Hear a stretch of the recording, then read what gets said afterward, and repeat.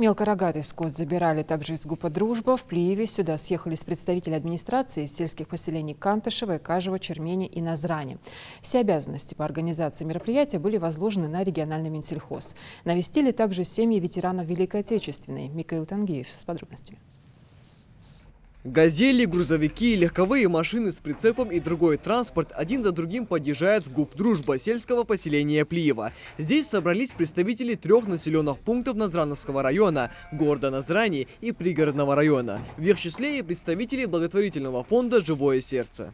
Мы, как обычно, уже на протяжении нескольких лет постоянно, как одна из рабочих групп пригородного района, постоянно принимаем участие в таких акциях.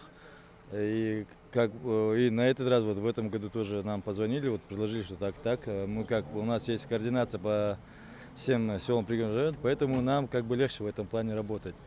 Мы сегодня приехали забрать, получается, долю на пригородный район, которая в равных частях была выделена и будет сейчас раздаваться по населенным пунктам. Работники Минсельхоза стараются оперативно отпускать машины с отведенным количеством мелкорогатого скота. Необходимо успеть раздать животных малоимущим семьям республики до конца этого дня. Одними из первых за помощью от руководства республики приехали представители села Кантышева. Глава администрации отметил, что им необходимо забрать отсюда 25 барашек для всех нуждающихся.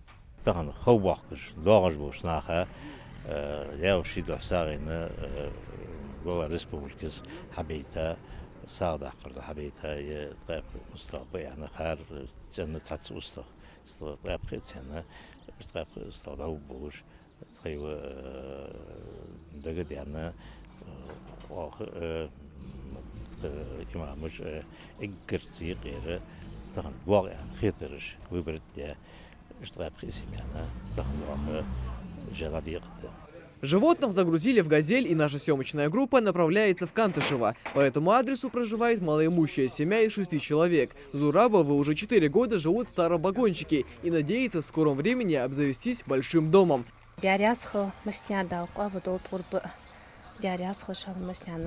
Имам центральной мечети, в свою очередь, отметил, что они заранее составили списки нуждающихся и постарались никого не оставить без внимания.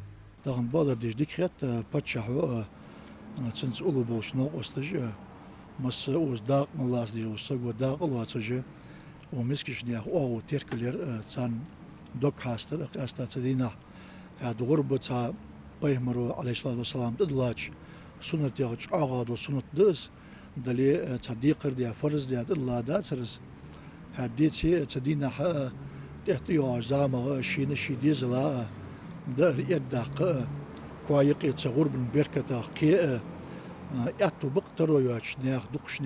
Благотворительную акцию по раздаче животных провели и в Назрани. Глава администрации города Урусхан Евлоев посетил ветерана Великой Отечественной Камбулата Гайсанова. Дедушка с радостью встретил гостей, принял подарок и поблагодарил за визит в это светлое для всех мусульман время.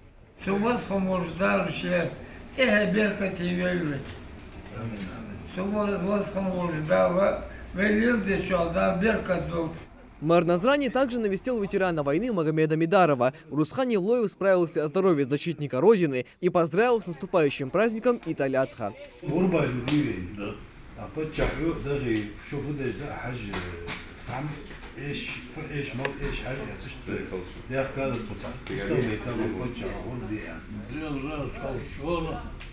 حضرت استوبتش حضر ديال استوبتش هذيك بوفي في لازم دوام سразу أقدروا جدي تابع تابع نوط دكتور.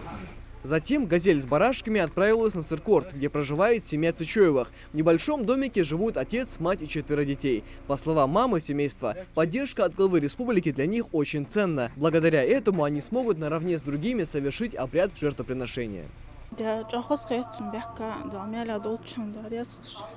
Всего по городу Назрань будет выделено 125 баранов малоимущим и семьям погибших сотрудников. Сами понимаем, что настолько это праздник для мусульман, и в том числе и для жителей нашей Ингушетии. И те люди, которые не могут полно достойно отметить этот праздник, они сегодня получат возможность, как и все жители города, и отпраздновать этот праздник, и исполнить наш мусульманский обряд. Гурб массани дал обл долб, дал ираздол беркет и вахрахал массани Ид аль-Адха отмечается на 10-й день месяца Зуль-Хиджа, длится 3 дня. Жертвоприношение можно делать все это время. Принято накрывать праздничные столы, навещать родных, угощать гостей. Благодаря такой поддержке от руководства региона, каждый житель республики сможет полноценно встретить этот священный праздник. Михаил Тангиев, Магомед Шаухалов, Новости 24.